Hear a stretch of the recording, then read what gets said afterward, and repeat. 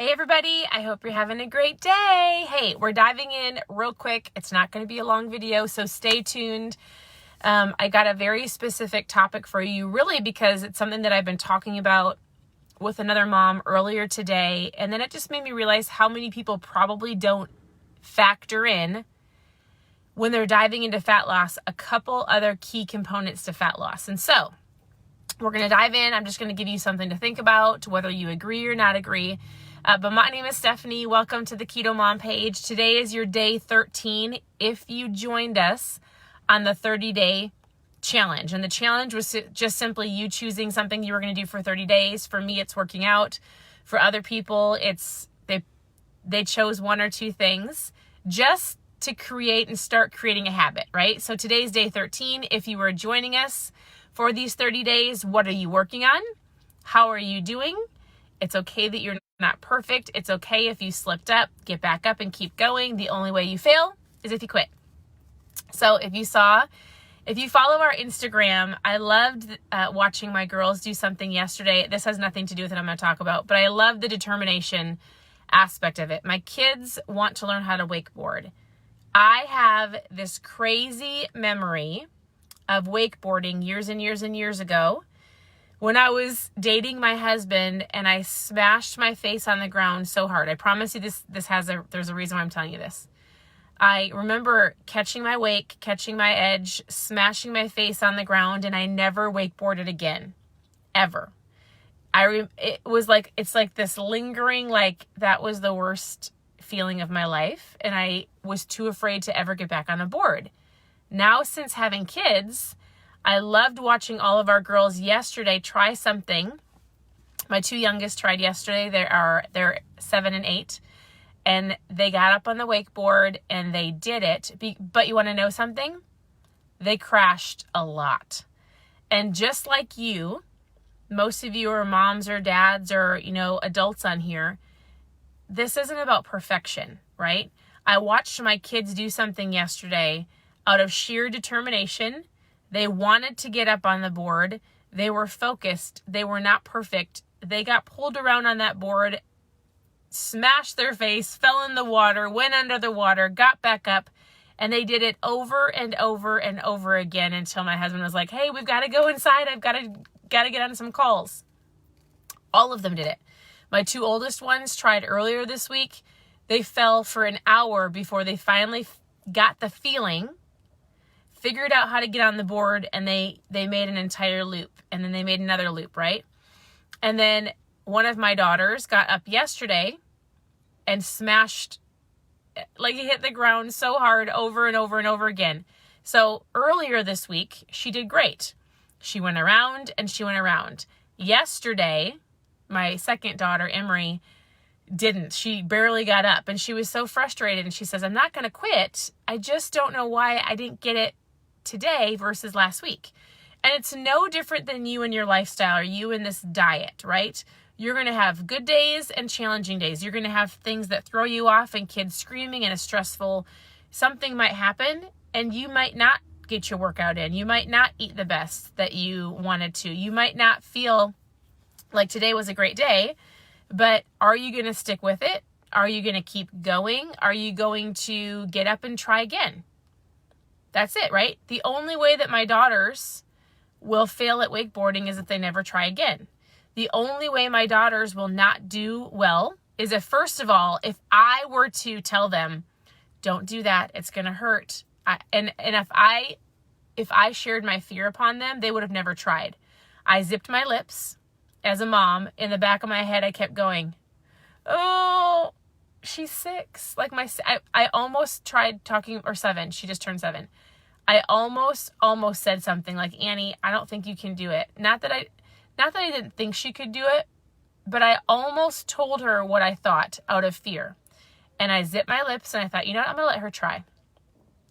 People are going to tell you what they think, just so you know.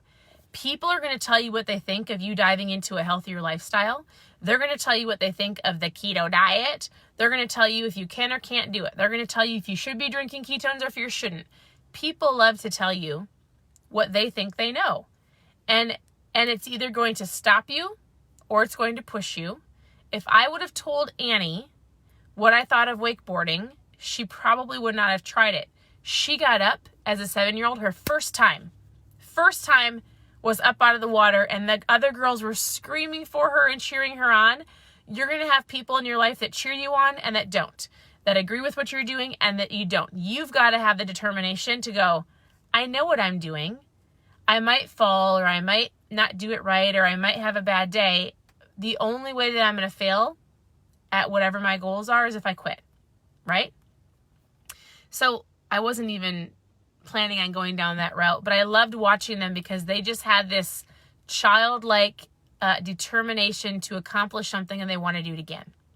So I just want to encourage you today that this is about a lifestyle. It is a journey. It is a marathon, whatever sticks in your brain, that this is not an overnight.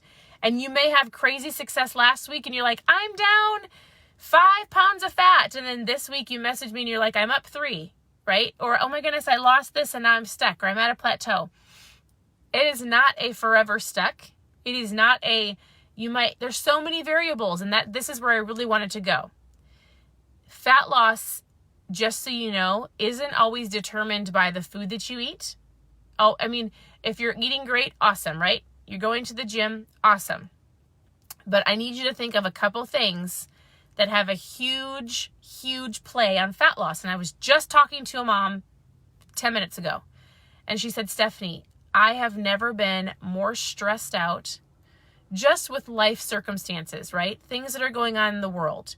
A single mom. She has her eating on point. She dominates her workouts every day, and she goes, I'm sitting in a parking lot, just so you know, if you're brand new, post new below. Where are you tuning in?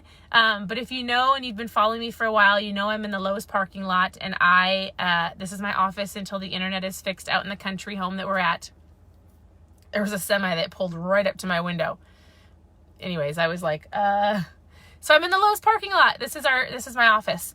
But I was talking to this mom, and she said, I have never felt the weight of her stress in life. And she said, I can feel it in my body, right? She goes, I'm holding some extra poundage down here. She goes, I'm feeling a little bit bloated.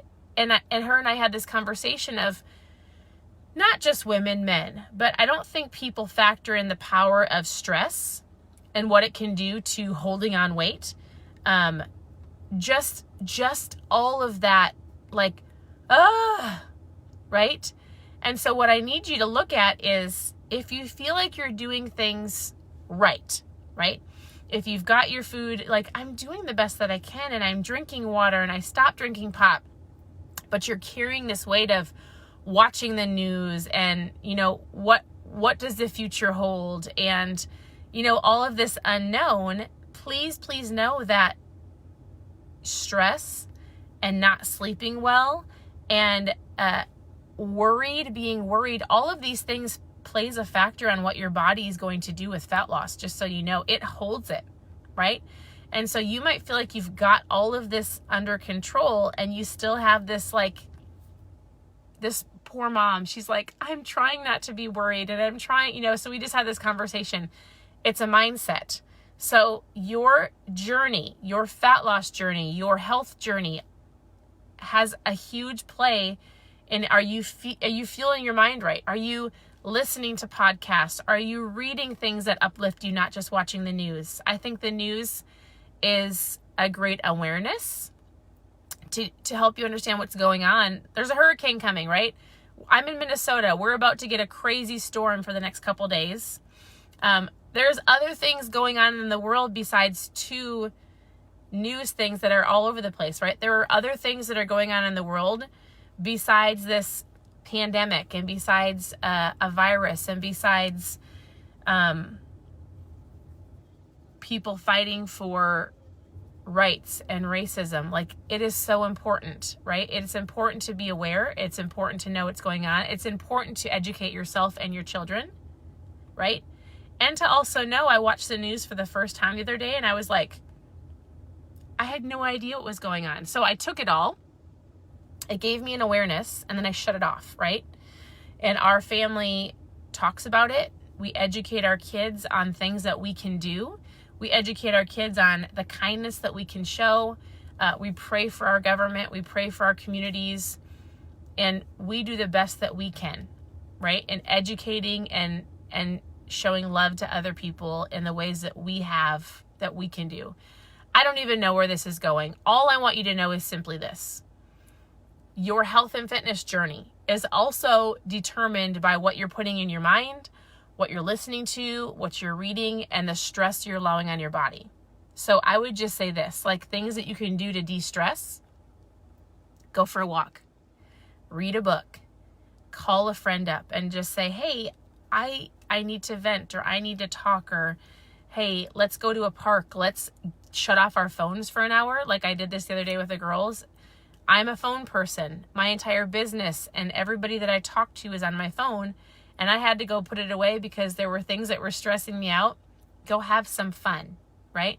Go for a bike ride. Go sit and just watch the lake.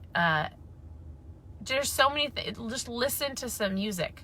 My biggest de-stressor is to take a shower with worship music on, and I feel like the weight of the world goes, right? And so figure out what that is for you, because I can promise you that affects your body more than you know. Get some sleep. Don't watch TV until you fall asleep. There's things that you can do, like shutting off the lights, reading a book before bed, putting your phone away. All of those things are going to help you.